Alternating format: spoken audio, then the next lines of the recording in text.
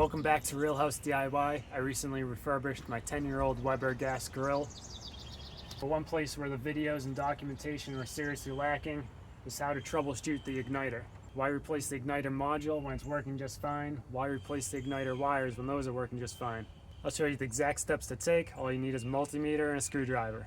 Do yourself a favor, if you're fully cleaning this out, don't do it over your patio or your deck, and they'll make a huge mess.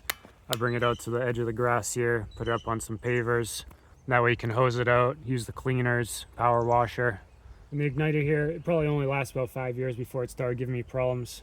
First obvious check, just see if the battery needs to be replaced. There's two ways to take this off. You can just pull off the rubber cover here. The correct way to do it, you unscrew this plastic piece. Keep that rubber cover on. There's your battery, the positive side goes in, can replace that, see if that fixes the problem.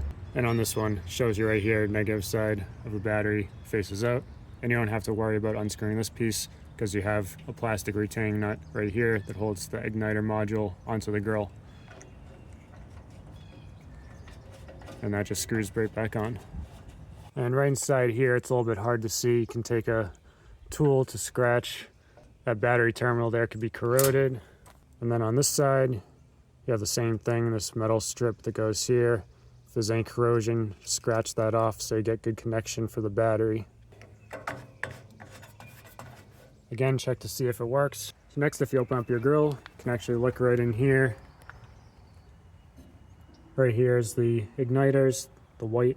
Right there, that piece of metal, that's where you get the spark for lighting. If you have any corrosion, you don't see bare metal here, that could be a problem. You can clean that up a bit. And it still doesn't work, then what you're gonna do next, look right under here, you have a cover, and there's two screws, one on this side, one on the other side, and you're gonna take that cover off. That will give you access to the wires and the igniter box.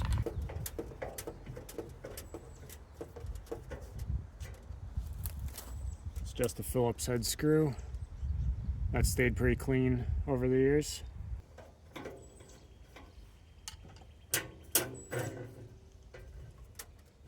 This cover comes down in the back, push it back, and that front lip comes down.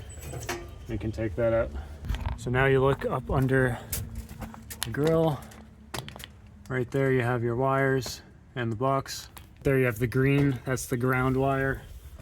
And the other three, or if you have four, those are gonna go to each of the igniters, and you can just unplug these. You can check these for continuity with your multimeter. So you can put that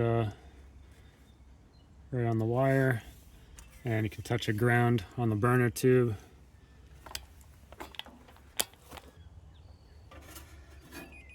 So we have continuity on that one. And then you can also check out each of the igniter wires themselves. I'm not sure which wire that one is, but just check each of them. There you have continuity on the blue one there that's going to the middle. And then obviously not for the other two. So you can check out your wires that way. Look at the wires, see if they're melted at all or any chewing for mice. If the wires check out, then you just need to replace this box right here. Replacing the box is the easiest part. You only have that one panel underneath to take off. Unscrew this retaining nut. And that comes out from the back. We've already disconnected the wires, and there's your box that needs to be replaced. And this igniter module, you cannot open this up. There's no maintenance you can do on this to get it working again. Just replace it with a new one. So here's the new igniter box that I got. It's an aftermarket one, not Weber made. Gonna take that cover off. Get a battery in there. Positive side of the battery goes down.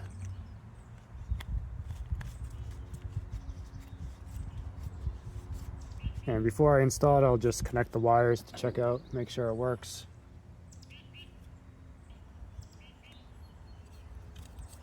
And press the button and listen for the spark. So I hear the spark. You can also look for the spark on each burner. I have that one. that one, and that one. They're all good. No need to replace the wires on this one. So pretty easy checks to do there. Check out if your igniter box and or the wires need to be replaced. The box itself, that's only about $20, maybe $25 for the aftermarket part. The wires gonna be another $5 or so. And so if you have the multimeter, it's definitely worth checking out the wires ahead of time, make sure they're good. Now if you take out a burner, this is exactly what it looks like. Your ignition wire, it actually just slides right in here, clicks into place. Then if this were the one with the ground wire, that would connect right there. And you can see this is where you're going to see that spark. And you want to see this bare metal here, that'll give you the best chance of a spark. If that's all covered up like this area down here, the rust or carbon, then you'll have less chance of sparking. Then spark or no spark, you might not light. If, for example, down here, you see all of these are really clogged, so you can take a wire brush and clean those up. And then down on this end, if you take this insect screen off, or even with it on, you can kind of empty anything that's collected in there. So part of your ignition system maintenance is keeping the burners nice and clean as well. There's not too much extra work you need to do if you need to replace any of the igniter wires.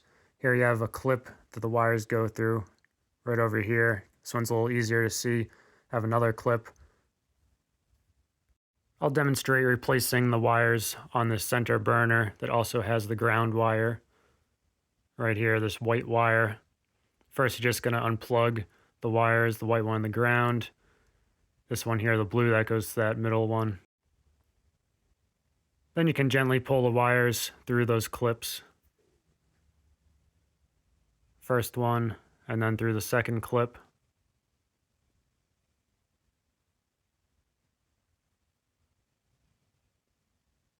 Next, open up the grill, take the grates off. Take off this middle cover that covers the burner. There's a flathead screw holding the burner in place. Just unscrew that. You may need to clean it off. This one I've already cleaned. It had a lot of grease on it. Then you can gently take the burner out along with the wires. This piece here, that's part of the wire assembly. And that'll just slide right onto the burner like this. And you'll hear it click into place. Reinsert the burner. Watch out for the wires here. Get it fit on the regulator all the way forward. And then replace the screw. You can put the grates back on. Now those wires, you just slide them right back through the clips. Or you can clip them in. I find it a little bit easier with the clip removed. They might fall out anyway.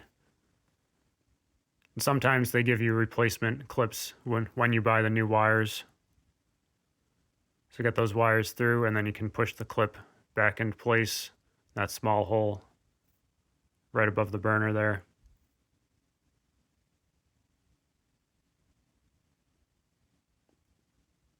And get them through the other clip. Reinsert into the igniter module. And this area doesn't actually get too hot in front of this metal plate where those clips are inserted, but you do want to pull the wires as far forward as they can go. Reinsert the cover. This middle tab goes up and the left and right tabs go down. Get that into place, push up in the back. Might get hung up on the doors on the left and right side. Replace the two screws and you're done. Thanks for watching.